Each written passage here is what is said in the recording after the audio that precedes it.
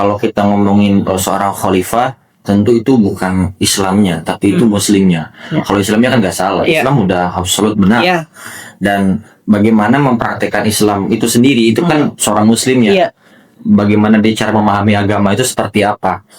Nah, dan kisah yang menarik dari Khalifah Marwan ya, Marwan bin Abdul Malik itu terjadi nepotisme yang sangat luar biasa. Nepotisme itu jadi struktural negara itu dipenuhi oleh jabatan dari family, orang dalam semua ya, dalam gitu kan. Jadi dari mulai kayak bapak, wapres gitu. Sekarang nepotisme terjadi di birokrasi pemerintahan. Di setiap pemerintah itu pasti ada keluarganya gitu. Saya titip Solo, saya titip titip bahasa saya titip gitu.